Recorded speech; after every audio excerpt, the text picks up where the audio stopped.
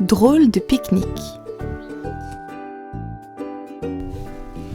C'était une trop belle journée d'été pour rester à la maison.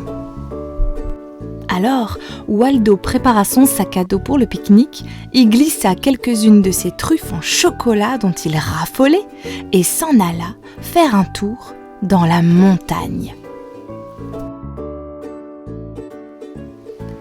Pour mieux profiter du panorama, il grimpa au sommet d'un sapin. Là-haut, il s'assit et regarda autour de lui avec satisfaction. « Cette randonnée m'a donné faim !» se dit-il en fouillant dans son sac à dos. « Je vais goûter une de ces truffes en chocolat. » Mais la truffe en chocolat lui fila entre les pattes. « Oh misère !» gémit Waldo. « Ma belle truffe en chocolat, il faut absolument que je la récupère. »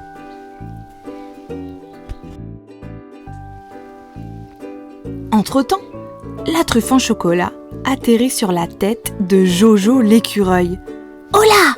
cria Jojo en découvrant ce qui l'avait effrayé. « Mais ce ne serait pas une étoile filante ? Oh, il me la faut absolument !»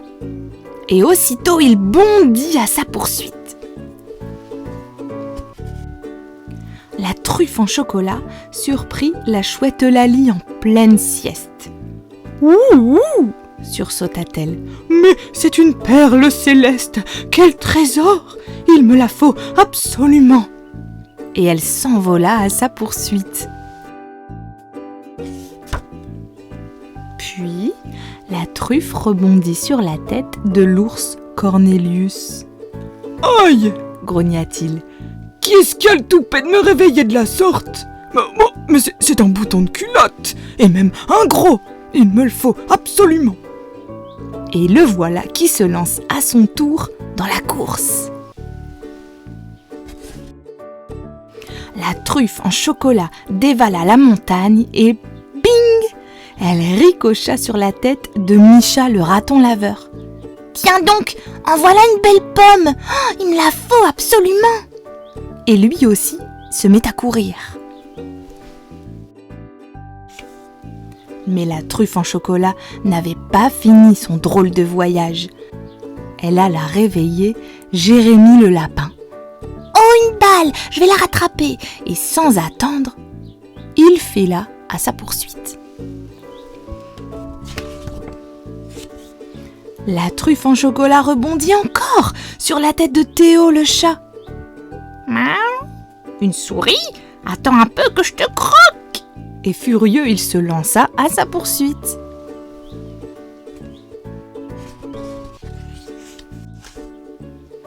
Et les voilà tous derrière la truffe en chocolat.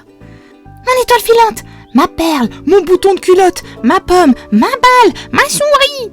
Mais la truffe continuait à filer sans se soucier de rien.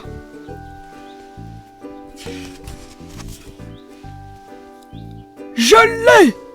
cria enfin Waldo en faisant un dernier bond. Il lança sa grosse patte pour bloquer la truffe en chocolat.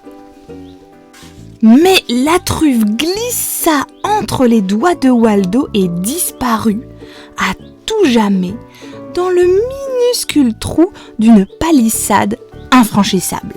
« Oh non !» gémirent les poursuivants. Alors, dans le silence de leur tristesse, ils entendirent un horrible grignotement.